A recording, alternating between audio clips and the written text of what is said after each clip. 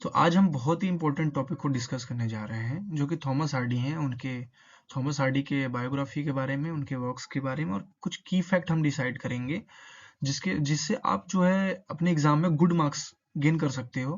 क्योंकि ये जो टॉपिक है ये बहुत ही ज़्यादा इम्पोर्टेंट हो जाता है। ये काफ़ी एग्जाम्स में पूछे जाते हैं, जैसे सीटेट के एग्जाम में भी पूछे जाते हैं। और ग्रेजुएशन में भी कुछ सब्जेक्ट्स हैं जैसे नॉवेल्स वगैरह हैं, तो नॉवेल्स वगैरह में इनके बारे में ज़रूर पूछा जाता है। इनकी पूरी पूरी एक चैप्टर ही इनके ऊपर बनी हुई है। तो आज हम डिसाइड करेंगे कुछ इम्पोर्टेंट पॉइंट्स जो हैं, जो कि आप एग्ज़ाम के अगर पढ़ के जाते हो तो एग्ज़ाम में आप बहुत ही अच्छा परफॉर्म कर सकते हो।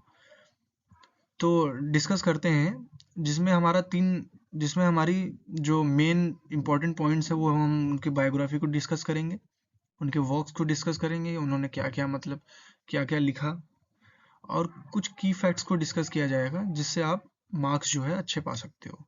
और एक तरीके से ये अगर आपने अच्छे तरीके से थॉरो रीडिंग करी हुई है पहले से वीडियोस में, तो ये आपके लिए रिवीजन का मीडियम हो सकता है। अगर जो बंदा मतलब पहली बार भी पढ़ रहा है तो उसके लिए भी अच्छा होगा, क्योंकि वो ये जो इस इम्पोर्टेंट पॉइंट्स के बेसिस पे अपना एग्ज़ाम अच्छे से लिख सकता है। तो डिस्कस करते हैं।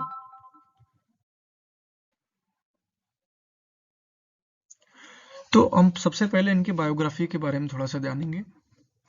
तो थॉमस हार्डी जो थे उनका जन्म 2 जून 1840 में स्टिंग्सफोर्ड, डोरसेट, इंग्लैंड में हुआ था।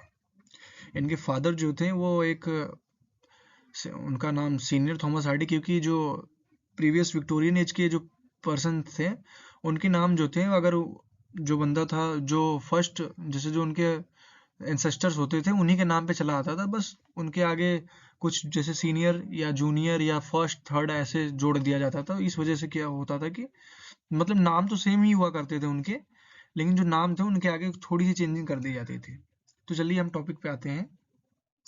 जो इनके फादर थे वो एक स्टोन मेसन थे। स्टोन मेसन मतलब जो ईंट वगैरह बनाते हैं, मतलब कि जो घरों को बनाने के टाइम ईंट वगैरह का यूज किया करते हैं वो मतलब बनाते थे ये।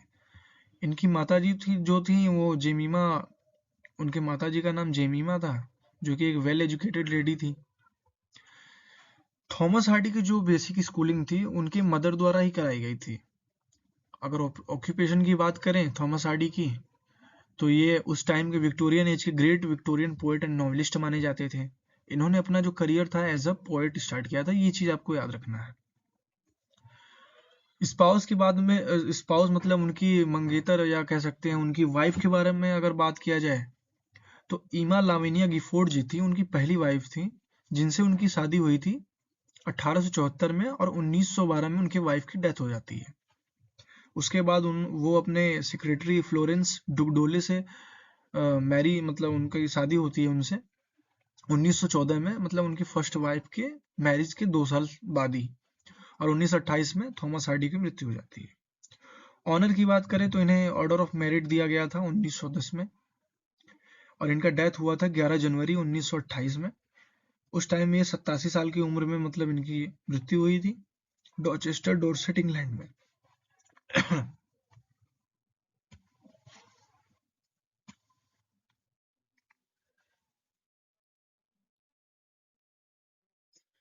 अब कुछ थोड़ा सा की फैक्ट के बारे में हम डिसाइड कर लेते हैं, जो कि काफी इंपॉर्टेंट पॉइंट हो सकता है आपके एग्जाम के लिए। थॉमस हार्डी जो थे उनको द लास्ट ग्रेट विक्टोरियन के नाम से भी जाना जाता था, क्योंकि वो विक्टोरियन एज के बहुत ही ग्रेट नॉवेलिस्ट माने जाते थे। क्योंकि इनकी काफी जो, जैसे कि अगर हम बात करें far from the madding crowd, ये सब जो नॉवेल्स थी काफी पॉपुलर नॉवेल्स थी उस टाइम की, जो कि अभी हम आगे डिस्कस करेंगे। तो इन्होंने जो मतलब अपनी एजुकेशन को और मतलब एजुकेशन को कंटिन्यू करने के लिए उन्होंने मिस्टर लास्ट एकेडमी में एडमिशन लिया था, जहाँ पे वो साथ साथ ही लैटिन भी सीख रहे थे। 1856 में हार्डी ने आर्किटेक्ट करने की सोची, तो वो अपने जेम्स हिक्स के साथ वो आर्किटेक्ट की पढ़ाई करने के लिए 1856 में, जहाँ पे उन्होंने लैटिन और ग्रीक भी सीखी। वो मतलब साथ साथ लैटिन और ग्रीक भी सीख रहे थे और बहुत सारी पोएट्री भी साथ ही साथ लिख रहे थे। फिर 1862 में यह लंदन जाते हैं अपनी आर्किटेक्चरल वर्क को और भी एडवांस तरीके से और भी एडवांस लेवल पे करने के लिए आर्थर ब्लोमफील्ड के साथ। उस टाइम इन्होंने बहुत सारी पोएट्री, मतलब उस टाइम पे इन्होंने बहुत सारे पोएम्स लिखे हुए थे, लेकिन उसे पब्लिश कराने में ये फेल्ड हुए, मतलब अनसक्सेसफुल थे। फिर 1863 में इन्होंने मतलब सिल्वर मेडल जीता royal institute of British architects में, जहां पे उनको एक ऐसे के लिए सिल्वर मेडल दिया गया था जिसका टाइटल था coloured bricks and terracotta to the modern architecture. इस इसके ऊपर इनको ऐसे लिखने की वजह से इनको सिल्वर मेडल दिया गया था।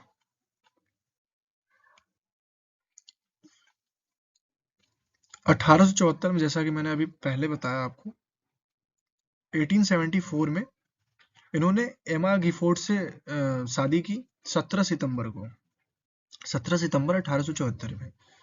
फिर 1883 में उन्होंने अपना खुद का एक विला बनाया, क्योंकि वो आर्किटेक्ट की पढ़ाई उस टाइम कर चुके थे, तो उन्होंने अपने ही, मतलब अपने ही नॉलेज के बेस पे उन्होंने अपना एक विला बनाया जिसका नाम था मैक्स गेट। ये पॉइंट थोड़ा आपके लिए इंपॉर्टेंट हो सकता है, तो आप थोड़ा इसको पॉइंट बना सकते हो आप अपने लिए। फिर 1914 में इन्होंने अपने सेक्रेटरी से शादी की, क्योंकि 1912 में इनकी फर्स्ट वाइफ जो थी उनकी डेथ हो चुकी थी। उसके बाद इन्होंने अपनी सेकंड वाइफ फ्लोरेंस एमिली डुगडोले से शादी की इन्होंने, जो कि इनसे 40 साल छोटी थी। अब हम इनके वर्क्स के बारे में थोड़ा डिसाइड करेंगे, जो कि काफ़ी इंपॉर्टेंट है और मोस्ट इम्पॉर्टेंट है, क्योंकि अगर थॉमस हार्डी के बारे में अगर क्वेश्चंस आते हैं तो या तो उनके बायोग्राफी के ऊपर आते हैं या तो उनके वर्क्स के ऊपर आते हैं। तो हम डिसाइड करते हैं। तो थॉमस हार्डी का जो पहला नॉवेल था, उन्होंने पहला नॉवेल जो था वो 1867 में लिखा था, the poor man and the lady. ये इनका फर्स्ट नॉवेल था। अब नॉवेल से पहले की कहानी छोटी सी ये थी कि इन्होंने, जब ये अपने पोएट्री को पब्लिश कराने में अनसक्सेसफुल रहे, तो अब फिर इन्होंने डिसाइड किया कि ये हम नॉवेल्स लिखेंगे, मतलब इन्होंने अपना रुख नॉवेल्स की तरफ मोड़ा, तो फिर इन्होंने नॉवेल लिखना ट्राई किया। तो इनका पहला नॉवेल जो था वो था the poor man and the lady, 1867 में इन्होंने लिखा, जो कि अनपब्लिश्ड था, मतलब बहुत ही ज्यादा लॉस्ट था, मतलब लॉस हो गया। यह इनका पहला नॉवेल था जो कि थॉमस हार्डी द्वारा लिखा गया था, पर पब्लिश न हो सका। जब 5 पब्लिशर्स द्वारा the poor man and the lady को रिजेक्ट कर दिया गया, तो जो थॉमस हार्डी थे उन्होंने इसका जो ओरिजिनल जो फॉर्म था उसको भी बेचने की कोशिश नहीं की और उसको डिस्ट्रॉय कर दिया इन्होंने। फिर दूसरा नॉवेल इन्होंने लिखा 1871 में, डेस्परेट रेमेडीज करके नाम था उसका, 1871 में। इनका सेकंड नॉवेल था थॉमस हार्डी का, पर इनका फर्स्ट नॉवेल था, सेकंड नॉवेल था इनका जो कि इन्होंने लिखा था, लेकिन फर्स्ट नॉवेल था जो कि पब्लिश्ड था, मतलब पहला पब्लिश्ड वर्क माना जाए अगर हमने देखे तो डेस्परेट रेमेडीज ही था, पर ये इनके नाम से पब्लिश नहीं हुआ था। फिर थर्ड उनका जो नॉवेल था वो था अंडर द ग्रीनवुड ट्री, जो कि इन्होंने 1872 में लिखा था। इनका सेकंड पब्लिश्ड नॉवेल था और थर्ड लिखे थे, मतलब ये तीसरा लिखा हुआ नॉवेल था और सेकंड जो था पब्लिश्ड नॉवेल था। तो ये आप थोड़ा सा देख लीजिएगा, थोड़ा ध्यान दीजिएगा इस पॉइंट पे, बहुत ही इंपॉर्टेंट पॉइंट्स हैं ये। और ये भी जो था अंडर द ग्रीनवुड ट्री, ये भी विदाउट इनके नाम से ही पब्लिश किया गया। और नेक्स्ट जो नॉवेल था इनका वो था a pair of blue eyes, जो कि 1873 में पब्लिश हुआ था। थर्ड नॉवेल था इनका, और फर्स्ट पब्लिश नॉवेल था जो कि इनके खुद के नाम से ही पब्लिश किया गया था। तो ये पॉइंट ज्यादा इंपॉर्टेंट है आपके लिए कि पिछले जो दो इनके नॉवेल्स थे वो पब्लिश तो थे, पर इनके नाम से पब्लिश नहीं थे। लेकिन जो third novel a pair of blue eyes था, जो कि पब्लिश नॉवेल था, वो फर्स्ट नॉवेल था जो कि इनके खुद के नाम से पब्लिश किया गया था। नेक्स्ट नॉवेल था far from the madding crowd, जो कि 1874 में पब्लिश्ड हुआ था। ये जो नॉवेल था इनका सबसे ज्यादा लिटरेसी सक्सेस नॉवेल था, जिसके बारे में अभी मैंने कुछ मिनटों पहले आपसे डिस्कस किया था, सॉरी। नेक्स्ट नॉवेल था the return of the native, इनका फिफ्थ नॉवेल पब्लिश नॉवेल था। उसके बाद इन्होंने लिखा the mayor of castle bridge, जो कि 1886 में पब्लिश हुआ था। इस नॉवेल में एक मैन के कैरेक्टर को दिखाया गया है, मतलब कैरेक्टराइज किया गया है और उसको as a main character characterise किया गया है, जिसके लाइफ एंड डेथ के बारे में डिसाइड किया गया है थॉमस हार्डी द्वारा। यह इनकी वेसिक्स नॉवेल में से एक था।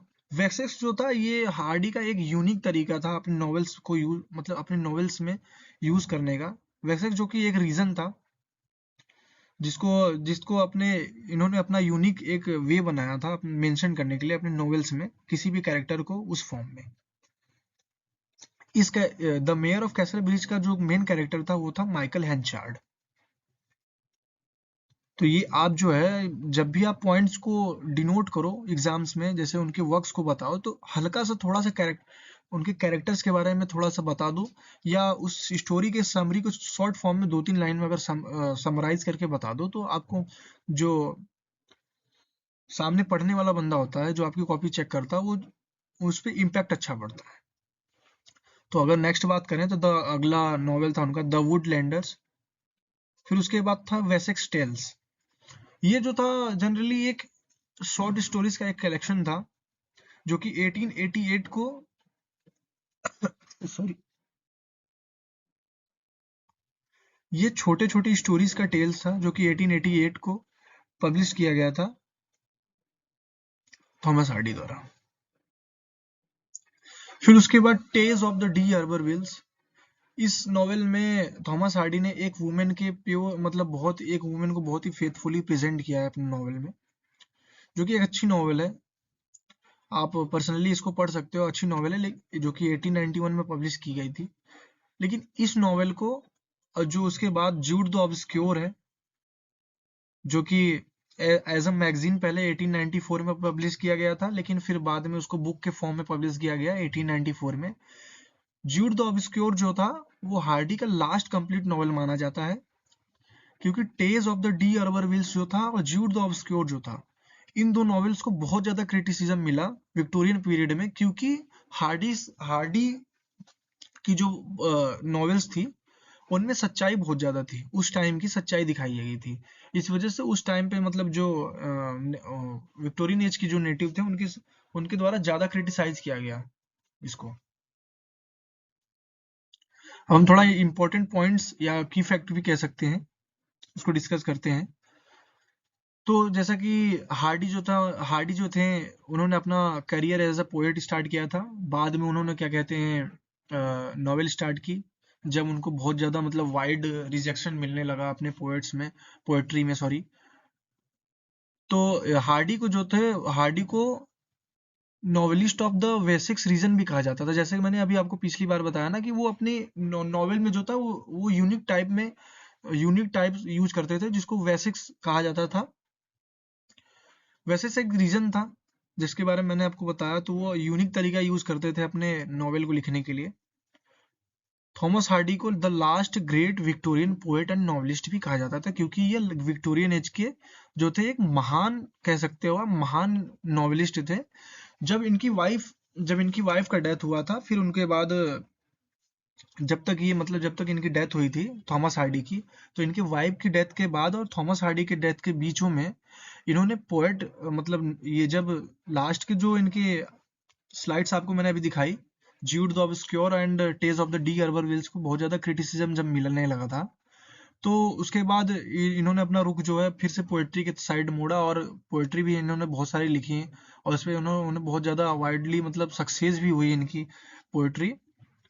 और मतलब इसी तरीके से फिर उसके बाद जब इनकी मृत्यु हुई, तो उससे पहले इनका मतलब इनकी चाहत थी कि इनकी जो बॉडी है इनके फर्स्ट वाइफ के बगल में ही दफनाया जाए, लेकिन जो इनके चाहने वाले थे वो चाहते थे कि नहीं, मतलब जहाँ पे सारे महान नॉवलिस्ट एंड पोएट्रीज जो पर्सनालिटीज थी उनको जहाँ पे दफन किया जाता था, उनको इनको भी वहां पे दफन किया जाए। तो इनकी जो हार्ट जो मतलब इनका दिल था, उसको इनकी पत्नी के कब्र के बाजू में मतलब दफनाया गया, और इनकी जो बॉडी थी उन उन लोगों के बीच में दफनाई गई जो कि महान ग्रेट मतलब नॉवेलिस्ट और पोएट थे, उनके बगल में दफनाया गया। तो मतलब ये इनके बारे में थोड़ा सा मेन पॉइंट्स था, जो आप मतलब अगर आप थोड़ा सा वीडियो देखते हो और जो पॉइंट्स मैंने मेंशन किए हैं बायोग्राफी में और वर्क्स तो देखो मेन है ही इनका, तो आप ये इतना पढ़ के आप बहुत ही अच्छा मार्क्स कर सकते हो।